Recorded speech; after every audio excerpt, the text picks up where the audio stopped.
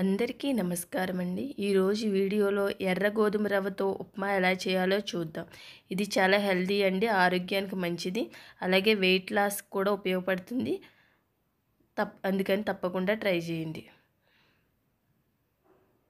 Stove వెలిగించి ఒక కళాయి పెట్టుకుని, కళాయి వేడైనాక సిమ్లో పెట్టేసుకోండి. ఏదైనా ఒక గ్లాస్ కొలతగా తీసుకుని గ్లాస్ గోధుమ రవ్వ, నేను మొత్తం 2 గ్లాసుల గోధుమ రవ్వను తీసుకున్నాను. సిమ్లో పెట్టుకుని వేయించుకోండి. ఒక 10 నిమిషాలు వేయించుకుని పక్కకు తీసేయండి. అదే కళాయిలో 3 స్పూన్ల ఆయిల్, 1 స్పూన్ నెయ్యి వేసుకోండి. ఓన్లీ ఆయిల్తో కూడా చేసుకోవచ్చు. ఇందులో కొన్ని జీడిపప్పు పలుకులు, 2 స్పూన్ల శనగపప్పు, 1 స్పూన్ మినప్పప్పు, అర స్పూన్ జీలకర్ర, అర స్పూన్ ఆవాలు వేసి ఒకసారి కలుపుకొని, ఒక ఎండుమిర్చి చిన్న ముక్కలుగా కట్ చేసుకుని వేసుకొని, 4 పచ్చిమిర్చి చిన్న అల్లం ముక్కలుగా కట్ చేసుకుని వేసుకోండి.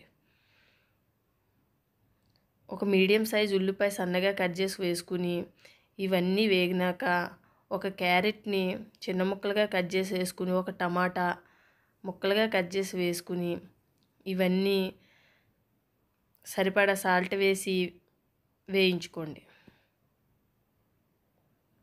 ఉప్మాకు సరిపడా సాల్ట్ ఇప్పుడే వేసేయండి. కొద్దిగా కరివేపాకు కూడా వేయండి. ఇవన్నీ పూర్తిగా వేగినాక గ్లాస్ గోధుమ రవ్వకి 3 గ్లాసుల వాటర్, నేను 2 గ్లాసులు గోధుమ రవ్వ తీసుకున్నాను కాబట్టి 6 గ్లాసుల వాటర్ వేసాను. వేసి సాల్ట్ సరిపోయిందో లేదో ఇప్పుడే చెక్ చేసుకోండి. కొద్దిగా కొత్తిమీర వేసి మూత పెట్టి మీడియం మంటలో మరిగించండి. వాటర్ మరిగినాక ముందుగా వేయించుకున్న ఎర్ర గోధుమ రవ్వని ఇందులో వేసుకుని ఒకసారి కలుపుకుని మూత పెట్టి మీడియం మంట పెట్టండి. ఇలా మూత తీసినాక ఇలా దగ్గర పడుతున్నప్పుడు పూర్తిగా సిమ్లో పెట్టేసి మూత పెట్టి బాగా మగ్గించుకోండి.